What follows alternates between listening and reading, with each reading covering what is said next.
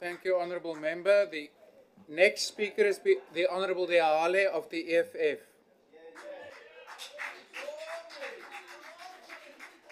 And if I'm not mistaken, this might be the first speech of the Honourable Deale in the National Assembly. Welcome.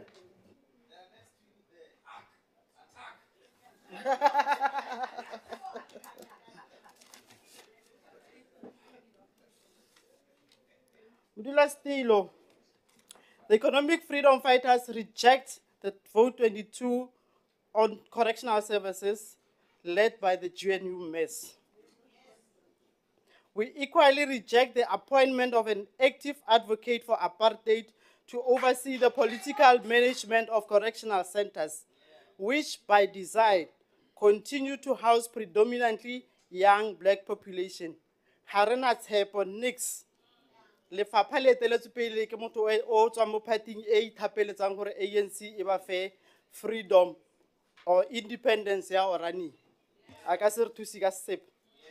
Modulasetulo, the country's correctional centers have been a haven of criminals, allowing those meant to be guiding criminals to be at the top of the food chain of criminal activity. Our correctional facilities are rotten to the core. They are rotten because some of those who lead the institution are rotten themselves. Keeping young black people in prison is surely profitable for the select group of individuals who are hell-bent at filling their own pockets. While this is the case, our prison facilities are turning petty offenders into hardcore criminals who come out of the system to be a menace of society. While this is the case, our prison facilities are turning petty criminals into hardcore criminals. According to the Judicial Inspectorate for Correctional Services, which itself is chronically underfunded, South African prisons have a population of more than 157,000 inmates, 16,000 of whom are serving life sentences.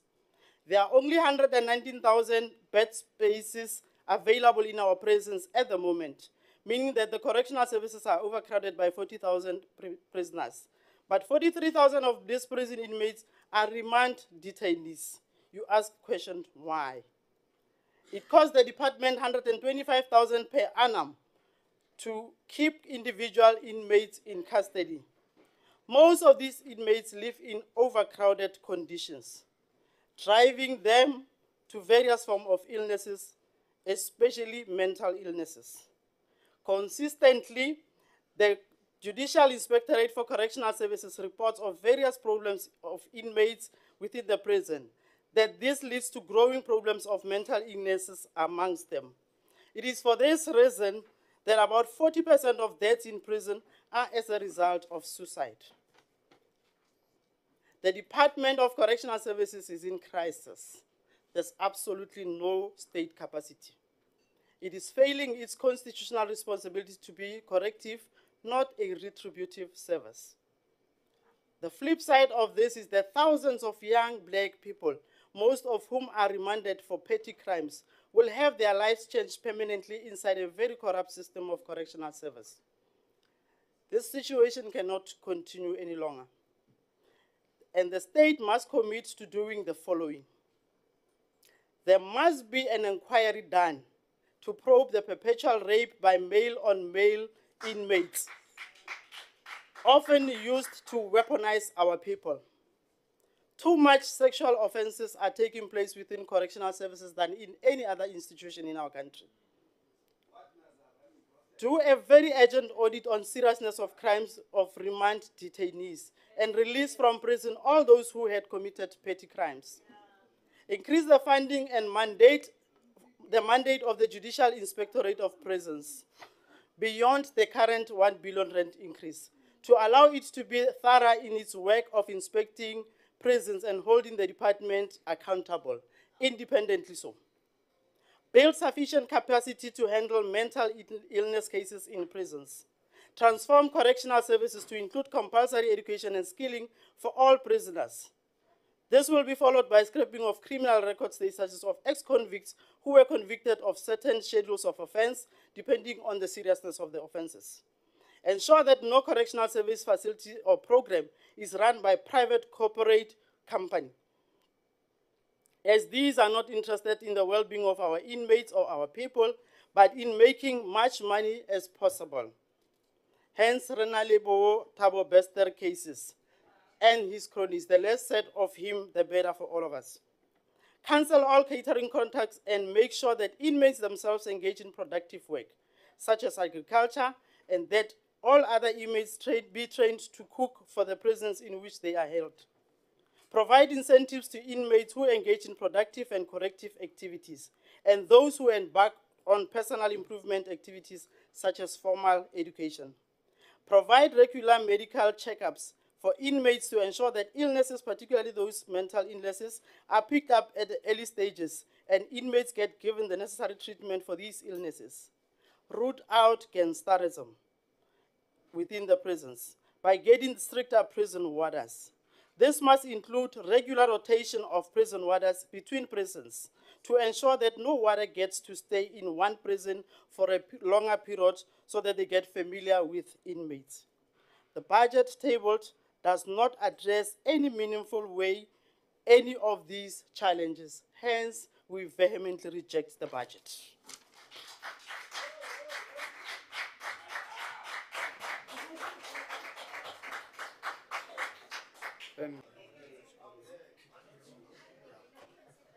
Good afternoon, members.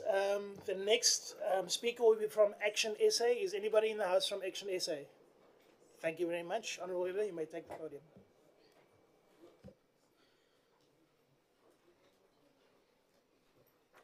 Thank you, Chairperson. Greetings to our Minister, Deputy Minister, and honourable members. Allow me to start by saying that the current narrative of government is fast running out of runway. We constantly hear phrases such as, we are embarking on, we will be, and we are putting together. South Africans are tired of those phrases because that's all we've been hearing for the past 30 years. Minister, I heard your speech. I didn't hear you say anything about cell phones and the impact of the use of cell phones in prisons. I didn't hear you say anything about the fact that our children from our communities go in as men, as boys, and they come out as women from those prisons. I did not hear you say anything about the fact that those prisons are indeed not prison cells, but they are more like holiday resorts, Minister. It is a place where you go in as an amateur prisoner and you come out as a seasoned criminal, where criminals spend all of their time sitting and actually now becoming content creators. They become amazing at TikTok and at Instagram, Minister, while we as parents and people in the community have to watch how that type of justice prevails. You know that in South Africa, it is not often where we hear of successful convictions and sentencing. And in the case that we do, that is what we are subjected to. Only in South Africa do we actually hear that this government spends almost close to 400 Rand a day to feed these inmates. And we need to change that name from inmates to prisoners. We need to change that name from correction, because we are not of service to prisoners.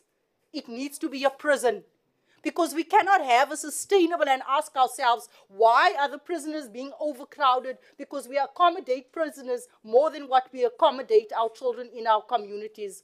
Minister, unfortunately, based on what we have heard here today, in the absence of programs that addresses gangsterism, in the absence that addresses corrupt wardeners, in the absence of a budget that does not speak to the reality that is faced in most of our communities, we cannot as Action SA support this budget. It does not address the many social ills that is plaguing our communities, where they go in as runners and as peddlers of our community, but they come out and they exit that system as kingpins. Prison in this day and age, we have seen it, is a place where you go and you master your skill. Minister, so kan het nie aangaan nie. I thank you. Thank you very much.